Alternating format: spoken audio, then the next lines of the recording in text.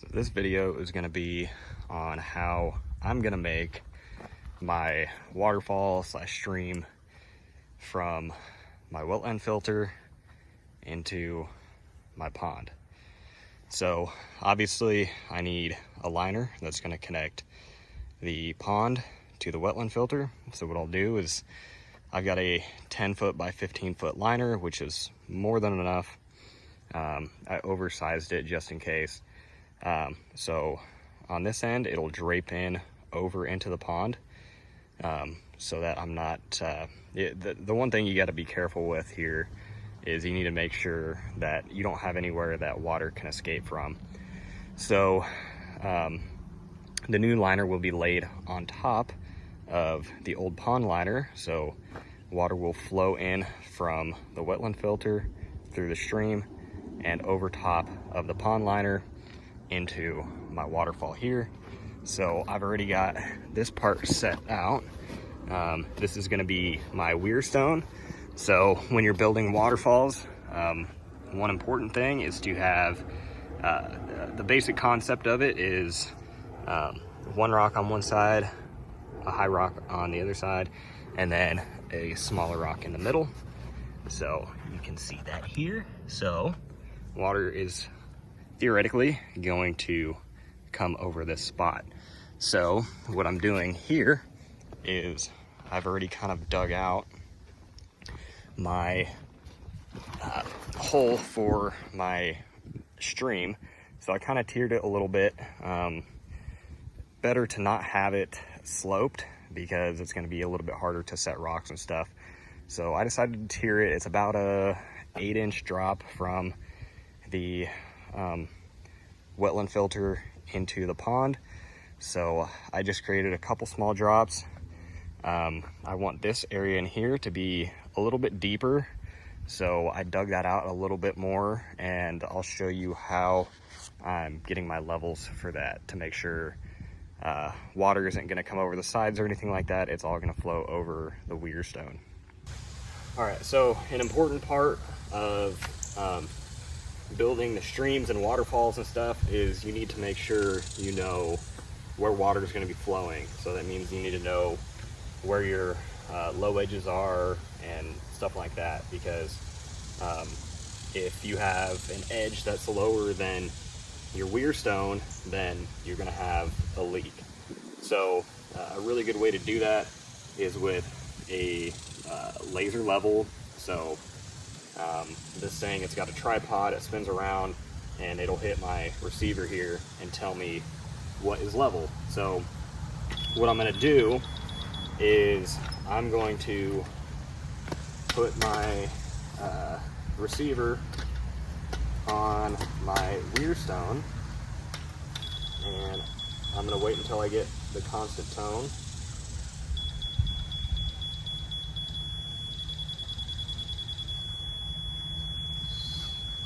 Alright, so about 2 feet 5 inches, 2 feet 5.5 inches is where the weir stone is set at. So that means I need all my edges around the sides of my stream and waterfall to be above that point, because if they're lower, water is going to go to the low side and I'm going to have a leak. So what I'll do is I'll bring it around the side. So over here,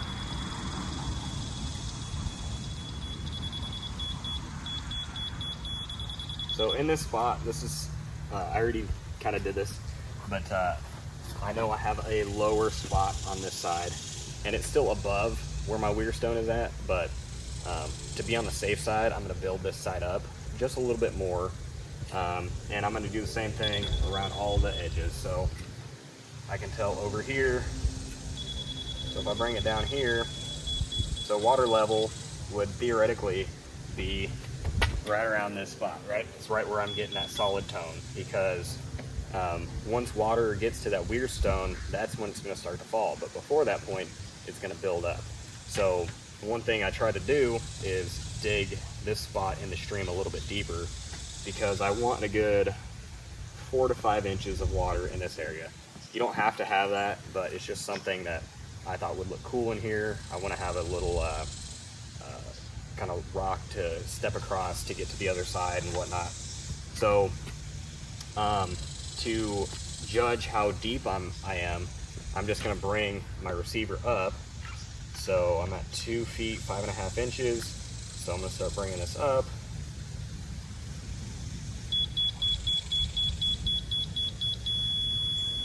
So now that puts me at 2 feet 11 inches, right in the middle of here. So what's that give me? About 6 inches, 5.5 inches. So if I left it as is, from the ground to the weir stone, it's about 5.5 inches.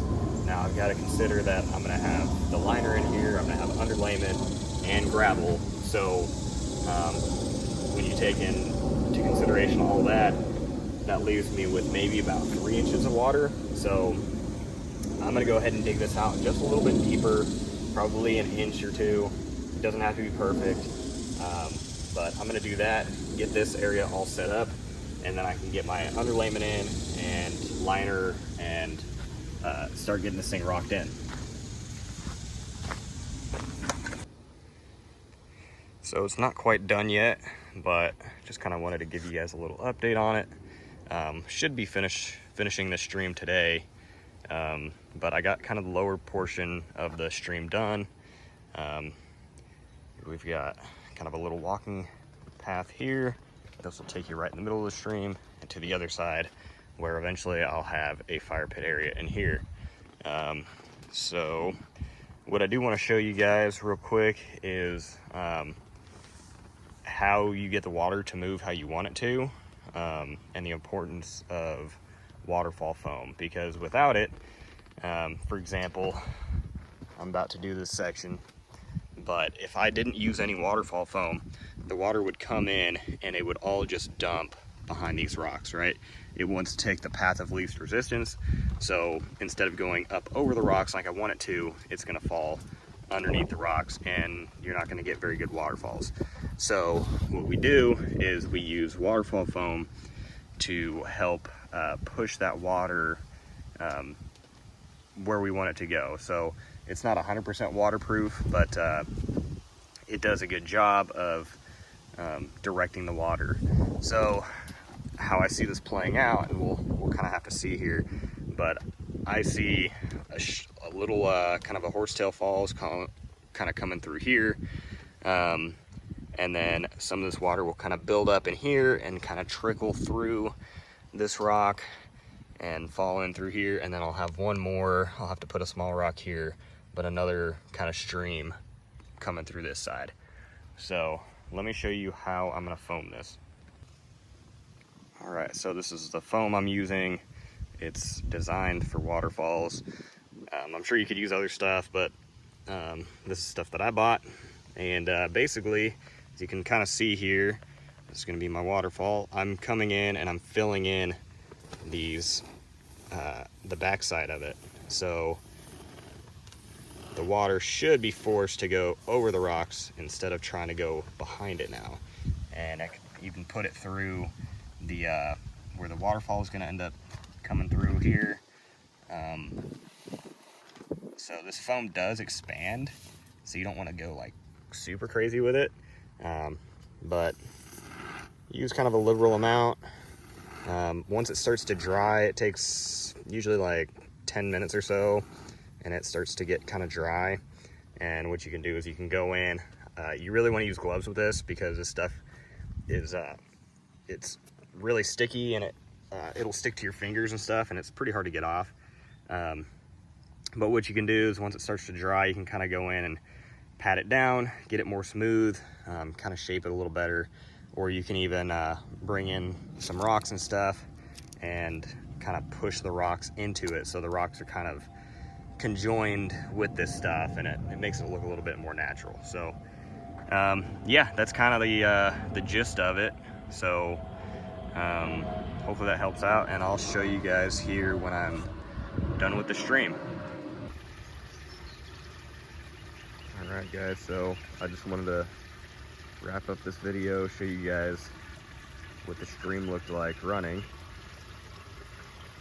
It's been running for probably a good 3-4 days now.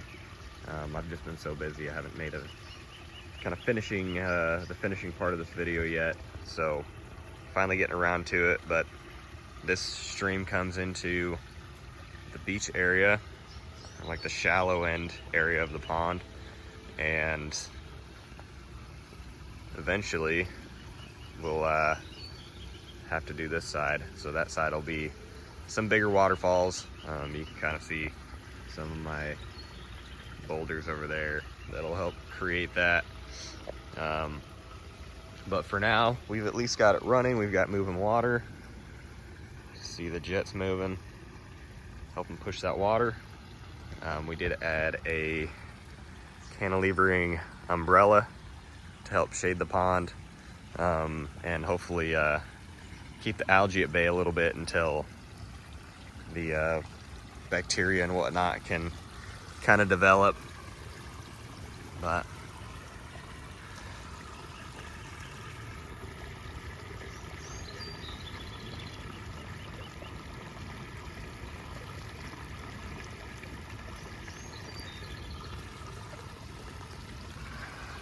just did a little bit of planting the other day. Nothing crazy. It's so hot here in Texas right now. I don't want to plant too much and have a bunch of stuff die. But see, we did all the edge work in here. Still need to finish up the back of it, but we'll get to that pretty soon. So a couple plants in the bog. Got the water moving through.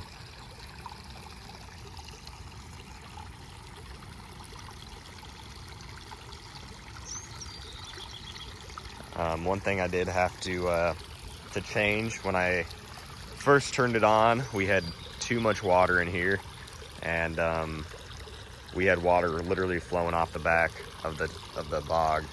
And the reason for that is my weir stone here in the middle, which is the low point of the stream, was too high. We've got too much water flowing through here. So that being, I mean, it was lower than the edges of the pond, but clearly not enough. So I had to actually tear out all the rocks that were in this part of the stream, cut my liner, and basically dig out another, probably it went down about 4 inches deep in this area, to make sure we don't have any leaks. So we're all good now.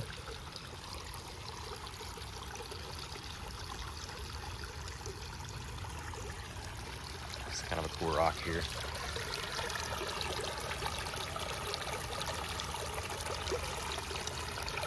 Really just kind of wanted this one to look as natural as possible. So more on the low-key side.